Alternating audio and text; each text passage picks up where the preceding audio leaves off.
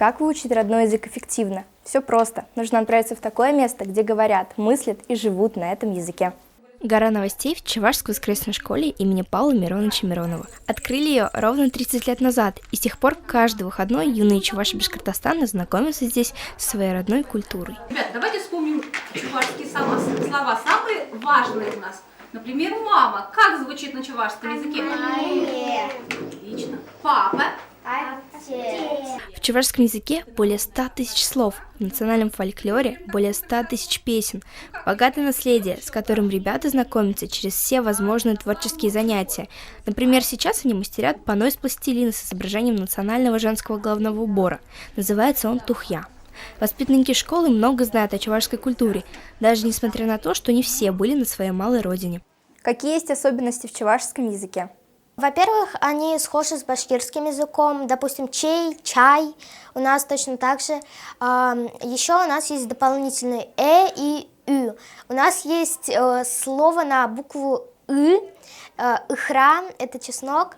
Еще есть особенность такая, что нету мягких согласных звонких. Есть к, г, ж, з. У нас они смягчаются гласными, нету мягких. Как вы поняли, в школе ребята занимаются не только рукоделием и изучением языка, тут они развивают и другие свои навыки. Ко дню родного языка мальчишки и девчонки выучили стихотворения и с выражением прочитали их. Интересный факт, оказывается, сюда ходят не только представители чувашской национальности, но и все, кому интересно изучение этой культуры.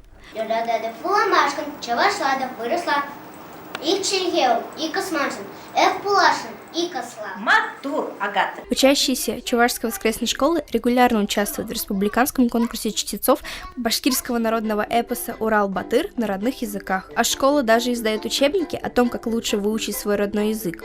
Здесь отучилось большое количество талантливых людей.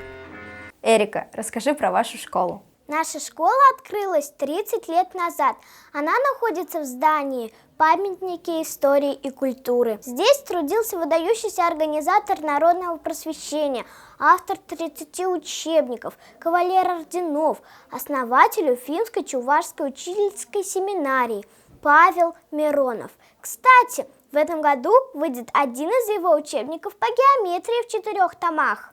Помимо того, что ученики школы ежегодно получают призы на конкурсах по языкознанию и художественному слову, они еще сильны и по вокальной части. Учить язык по песням проще и интереснее. Сами наверняка знаете об этом. Ко дню родных языков в Чувашской воскресной школе Уфы подготовили целое театральное представление. Ребята перевели и сыграли сказку «Колобок» полностью на своем языке.